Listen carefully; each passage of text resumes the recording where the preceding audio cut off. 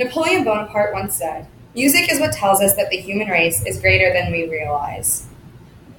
I love music, and I love playing the saxophone. I played the saxophone for 6 years, so I feel like I have a pretty good handle on what a saxophone is, how it works, and of course what it looks like.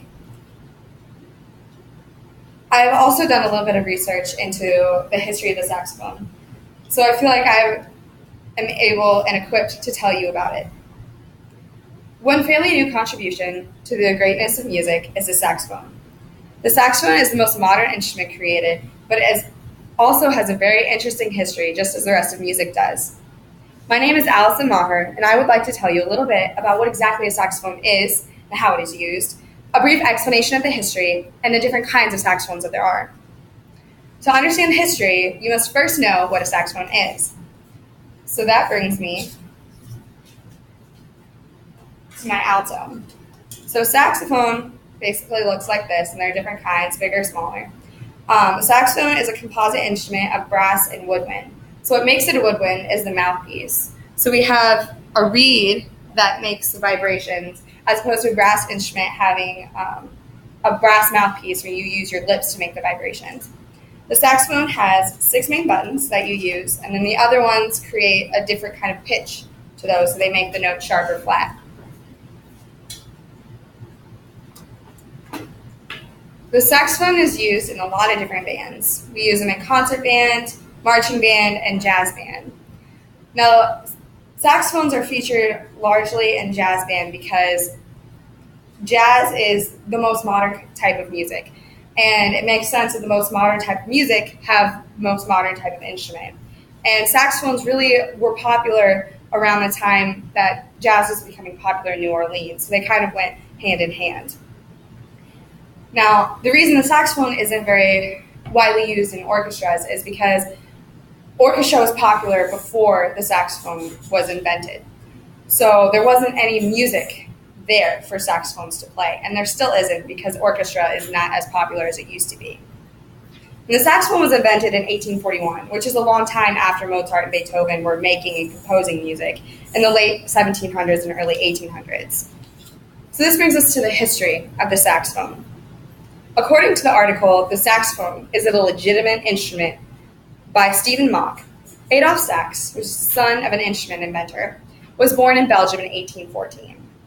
Now, Adolphe had already studied the flute and clarinet. He had created an ivory flute, and he had redesigned a bass clarinet. So his background gave him a good setting to create an instrument that he wanted to create. He used his redesign of bass clarinet. He used the fingerings to create the saxophone. So he created the low saxophones first, the bari, bass, and then he worked his way up to the higher ones as he went on inventing. Adolphe presented his family of saxophones in Paris around 1846. He went to Paris and he displayed them. He had 2 kinds of saxophones. He had one for French military band and one for orchestra. The orchestra didn't really work out. Like I said, there wasn't a lot of music for it. But the French military band saxophone really made it popular, and that's what gave him his start. Now, he eventually had 14 variations of the saxophone, but today we really only use 4 of them. So our highest saxophone that we mainly use is called a soprano saxophone, which makes sense because soprano.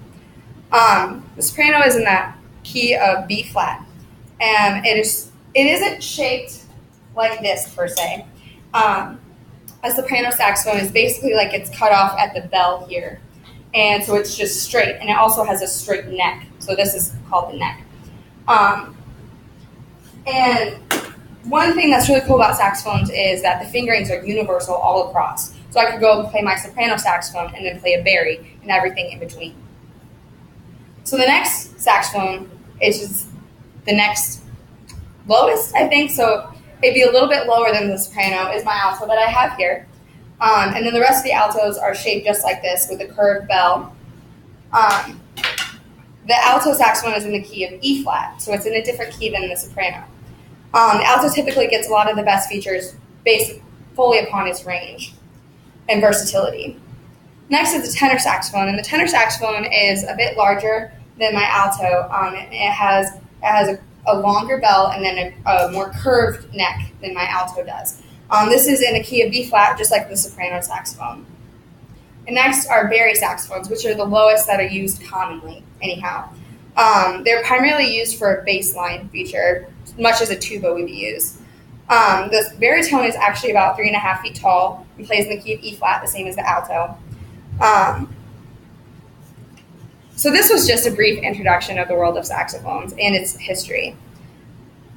But in this speech, I've explained a little about what the saxophone is and that it's a woodwind made of brass and that it was made in the 1840s.